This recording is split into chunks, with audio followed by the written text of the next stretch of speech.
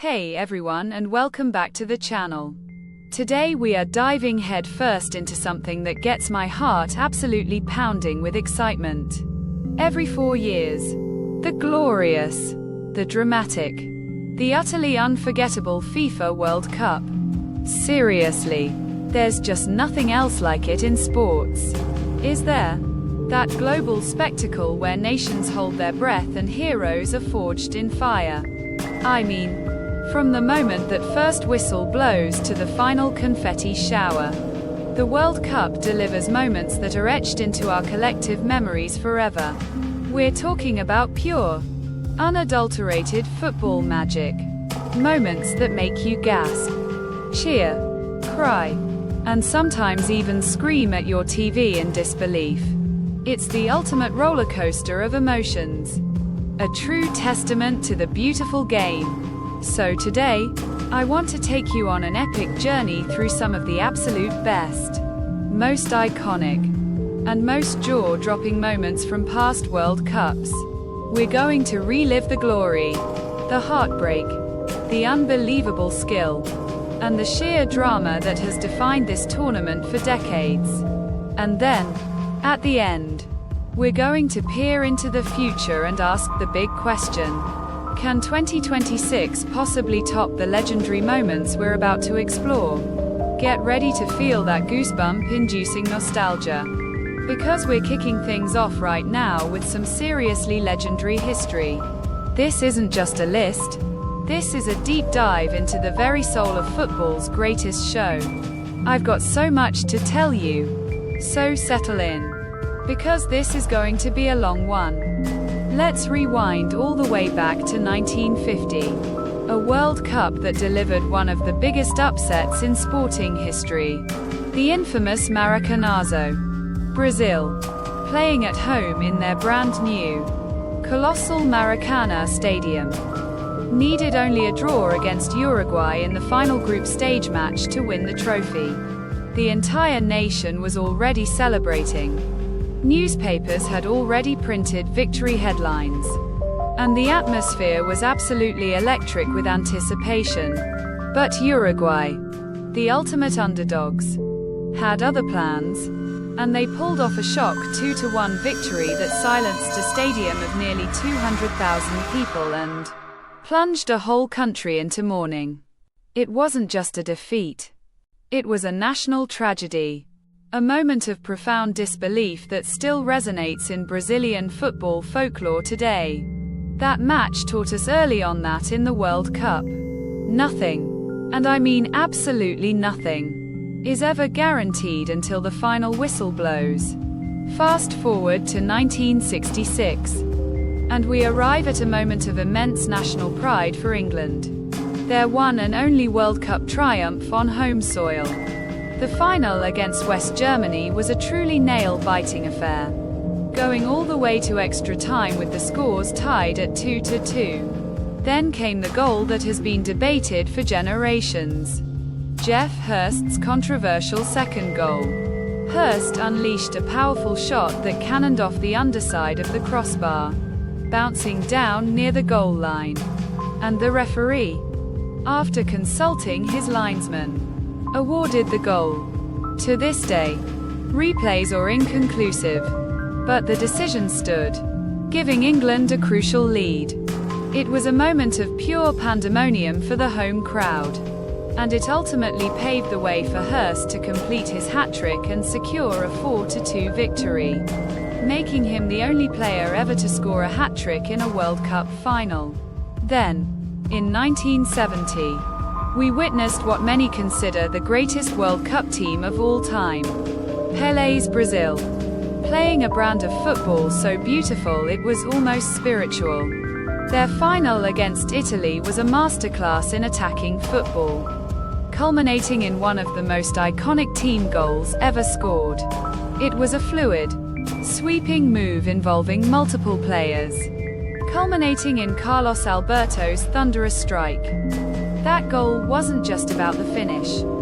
It was about the entire build-up, the effortless passing, the intuitive movement, and the sheer joy with which they played. It epitomized Joga Bonito. the beautiful game, and showcased a level of collective brilliance that remains unparalleled.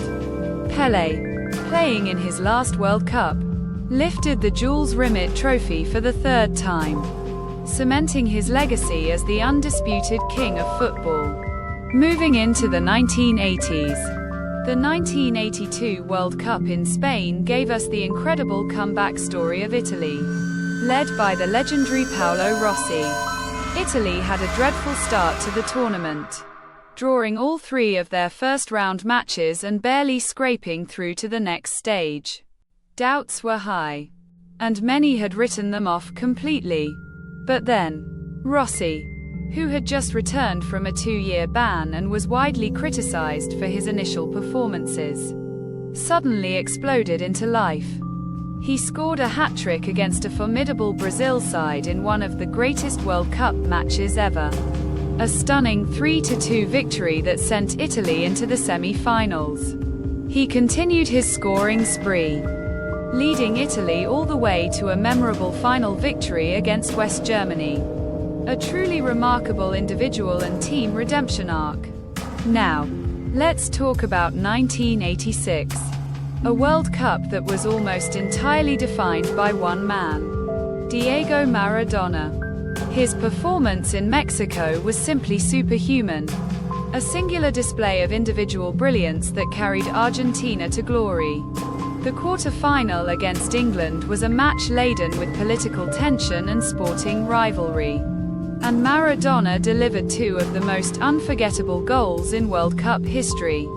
First, there was the infamous "Hand of God" goal, where he clearly used his hand to punch the ball over the goalkeeper, claiming later it was a little with the head of Maradona and a little with the hand of God.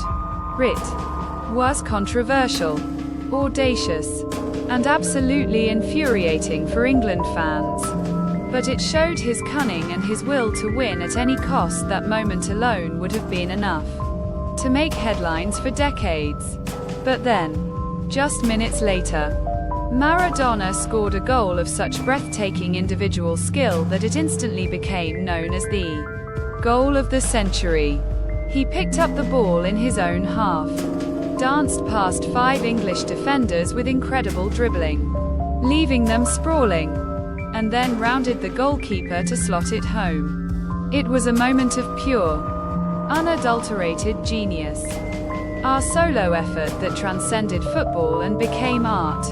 That second goal was a testament to his unparalleled talent, his vision, and his ability to single-handedly change the course of a game. It solidified his legend, showcasing the raw, unstoppable force that he was. Argentina went on to win the tournament, and Maradona lifted the trophy, cementing his place as perhaps the greatest player of all time. A true footballing deity. The 1994 World Cup in the USA brought us a different kind of unforgettable moment. One of heartbreak and a legend's unfulfilled dream. Roberto Baggio, the divine ponytail, had been the talisman for Italy, scoring crucial goals throughout the tournament, carrying his team almost single-handedly to the final against Brazil. He was simply magnificent, a true artist on the pitch. The final was a tense, goalless affair that went all the way to a penalty shootout, the first ever in a World Cup final. After a grueling match, the weight of a nation rested on Baggio's shoulders as he stepped up to take Italy's final penalty, needing to score to keep their hopes alive. He had been so brilliant, so vital, and everyone expected him to deliver. But tragically, Baggio blasted his shot high over the crossbar, sending Brazil into raptures and condemning Italy to a devastating defeat. The image of him standing there, head bowed, hands on hips, utterly dejected, is one of the most poignant and enduring images in World Cup history. It was a cruel twist of fate for a player who had given so much. A stark reminder of the fine margins in football. Moving to 1998. France hosted the tournament and delivered a fairy tale ending with Zinedine Zidane leading his nation to their first ever World Cup title. Zidane, a player of immense grace and skill, had been a key figure throughout the tournament. But it was in the final against Brazil that he truly etched his name into legend. He scored 2 magnificent headers from corner kicks, completely dominating the aerial battle. Those 2 goals were not just about the headers. They were about Zidane's presence, his ability to rise to the occasion on the biggest stage, and his sheer determination to lead his team to victory. France went on to win 3-0. A comprehensive victory that sparked wild celebrations across the entire country. It was a moment of national unity and pride. A defining triumph for French football. The 2002 World Cup in South Korea and Japan saw the incredible redemption story of Ronaldo, the Brazilian phenomenon. 4 years earlier, he had suffered a mysterious convulsive fit before the 1998 final, performing poorly as Brazil lost to France. The pressure on him in 2002 was immense, after years of injury struggles and doubts about his fitness.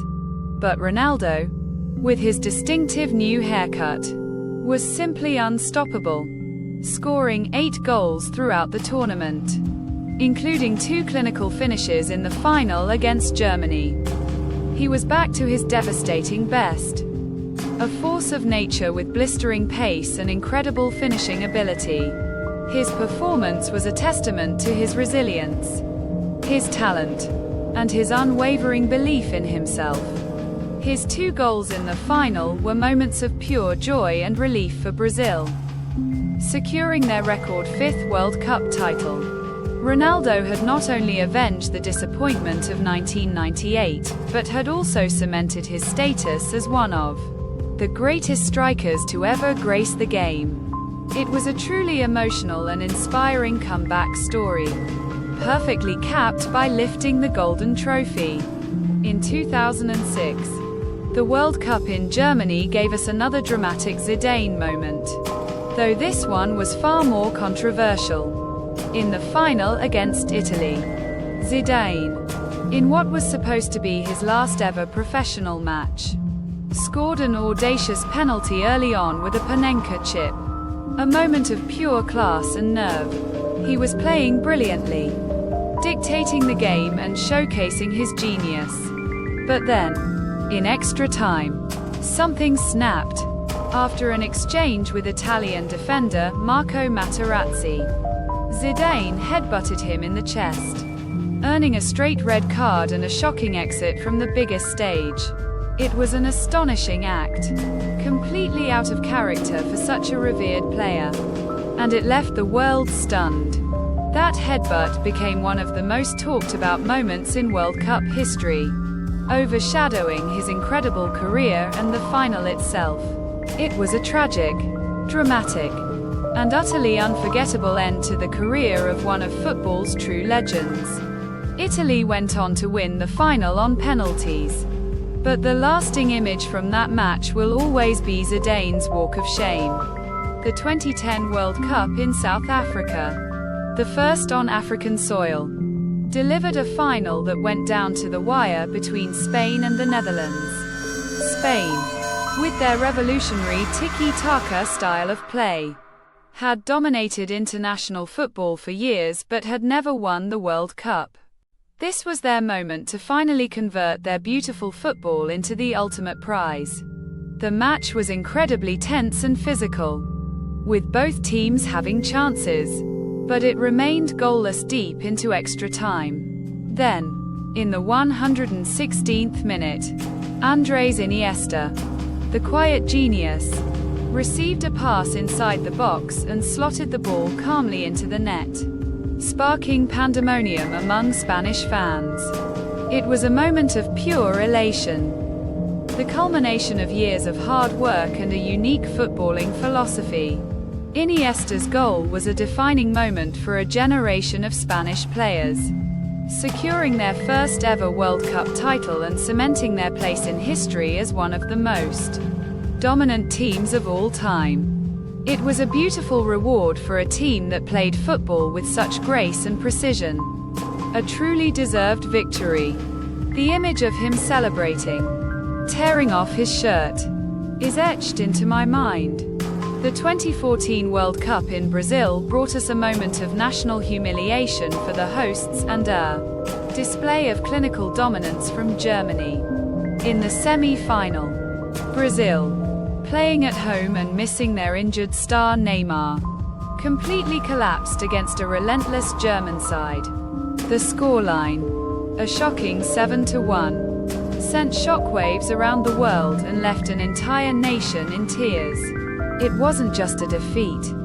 It was an absolute annihilation. A psychological blow that will forever haunt Brazilian football. The speed and efficiency of Germany's goals were breathtaking, and the sheer disbelief on the faces of the Brazilian players and fans was palpable. It was a truly unprecedented result at such a high level. A moment of pure sporting trauma. Germany went on to win the final against Argentina, with Mario Götze scoring a magnificent extra-time winner. His chest control and volley were sublime. A moment of individual brilliance that sealed Germany's fourth World Cup title. It was a fitting end for a team that had played outstanding football throughout the tournament, showcasing their tactical prowess and depth. In 2018, France once again lifted the trophy. And this time it felt like the arrival of a new superstar in Kylian Mbappé. The final against Croatia was a thrilling, end-to-end encounter. And Mbappé, still a teenager, delivered a performance that belied his age. He scored a stunning long-range goal, becoming only the second teenager after Pelé to score in a World Cup final. Mbappé's electrifying pace, his audacious skill, and his incredible composure in front of goal were on full display throughout the tournament. He was a force of nature, a player who seemed destined for greatness. And this World Cup was his emphatic announcement to the world. His goal in the final was a highlight, but his overall impact was immense, showcasing the future of football. France's victory was a testament to their blend of experienced stars and exciting young talent. A truly powerful and well-balanced team. It was another moment of immense national pride. And the celebrations in Paris were absolutely wild. The 2018 World Cup felt like a passing of the torch. A glimpse into the next generation.